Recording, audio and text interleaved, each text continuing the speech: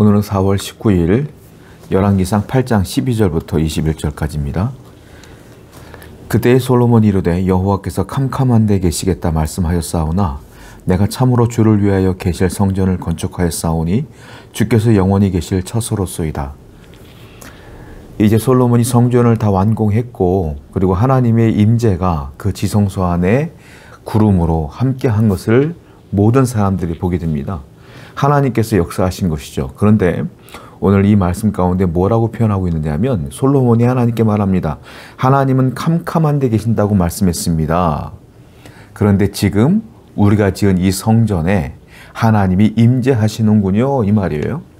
하나님은 캄캄한 데 계신다는 게 무슨 말이냐면 그 누구도 하나님을 볼 수 없다라는 뜻이에요.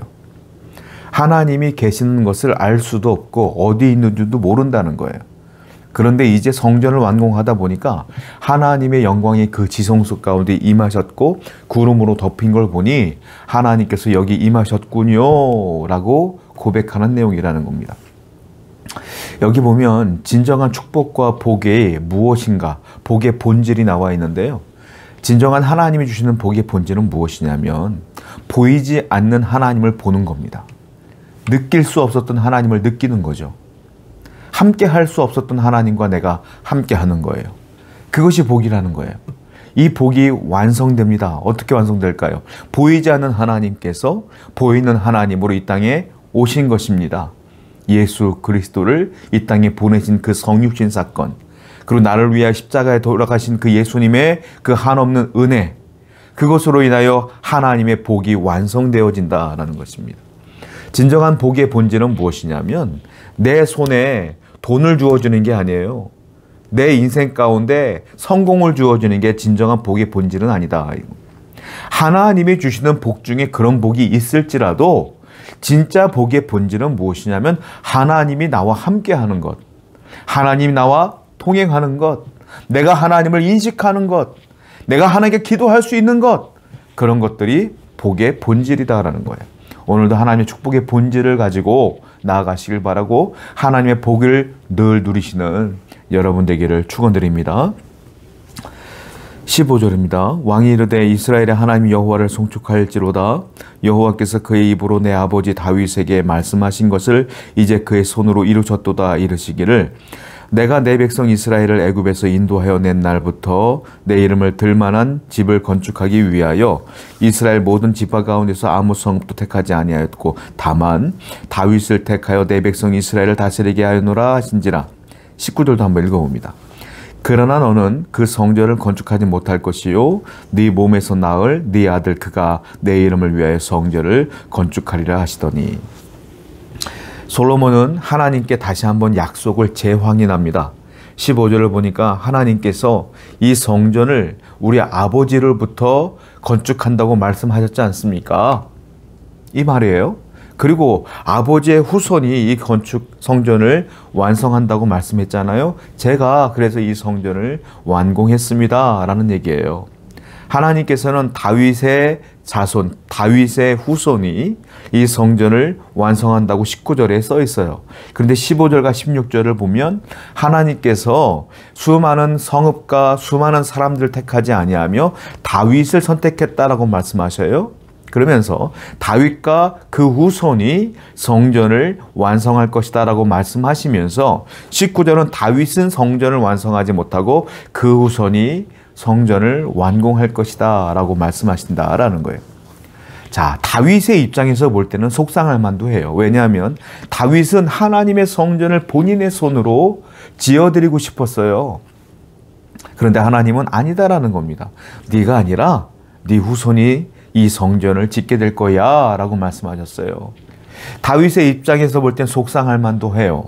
결국은 다윗이 원하는 방향이 아닌 방향이지만 성전은 완공은 됐어요. 이게 무슨 말일까요? 다윗의 뜻이 아니라 하나님의 뜻대로 일이 이루어졌음을 하나님께서 말씀하시는 거예요. 물론 다윗은 이 성전 건축을 꿈꿔왔기 때문에 성전 건축에 대한 필요한 것들을 미리미리 준비하긴 했어요. 그러나 그것을 가지고 완공한 것은 솔로몬이다 라는 것이죠. 다윗의 입장에서 볼 때는 안타깝죠. 내가 내 손으로 하나님을 사랑하는 그 마음으로 뛰어들고 싶었는데, 그러나 결국은 하나님의 성전은 완공됐다. 무슨 말이겠어요? 우리가 인생을 살다 보면 내가 원하고 정말 이건 분명히 하나님의 뜻이야 라고 생각했던 것들이 내 때에 내 생각대로 이루어지지 않는 것들도 상당히 많다라는 겁니다. 그러나 하나님께서는 그 모든 것들을 다 하나하나 조각조각들을 모아서 결국은 하나님께서 하나님의 뜻을 이루는 도구로 사용하신다라는 거예요. 그래서 성도는 내가 원하는 대로 일이 잘 되지 않아도 낙심할 이유가 없고, 하나님께서 늘 나와 동행한다는 믿음을 갖고 선한 마음으로 끝까지 해내는 것이 중요하다라는 겁니다. 반지의 제왕이라고 하는 소설을 쓴 톨킨이 한 단편 소설을 썼는데요. 거기 한 화가가 나옵니다. 한 화가가 아름다운 자연을 그리기 위해서 노력을 하지만 결국은 그는 나뭇잎 하나만 그리고 세상을 떠나죠. 나뭇잎 하나만 그렸어요. 그런데 낙심하고 풀이 죽어 있는데, 그러나 하나님께 갔을 때 그가 나뭇잎 하나를 그렸지만 엄청나게 아름다운 자연 그림을 보게 되는 겁니다. 알고 보니까 자기가 그려진 그 나뭇잎 하나를 가지고 하나님께서는 더 아름다운 그림을 완성한 것을 보게 돼요. 여러분, 그래요. 우리는 평생을 노력해서 하나님의 뜻을 이루는데 나뭇잎 하나 그렸을 뿐일지라도 결국은 하나님은 그 나뭇잎을 단초로 해서 거대한 하나님의 뜻을 이루어가는 것들을 보게 됩니다. 바울도 똑같은 말씀을 했어요. 빌립보서 1장 6절 말씀에 이런 말씀이 있습니다. 너희 안에서 착한 일을 시작하신 이가 그리스도 예수의 날까지 이루실 줄을 우리는 확신하노라. 우리 안에 착한 일을 시작하신 하나님께서 결국은 그 착한 일을 완성하실 것이다. 선한 일을 완성하실 것이다. 이 말이에요. 성도 여러분, 우리가 하나님의 뜻대로 살아가지만 내 원대로 되지 않는 것들이 있어요. 그래도 결국은 하나님께서 선한 방법으로 완성하실 것을 굳건히 믿고 하나님을 신뢰하며 나가는 여러분 되기를 축원드립니다. 기도하겠습니다.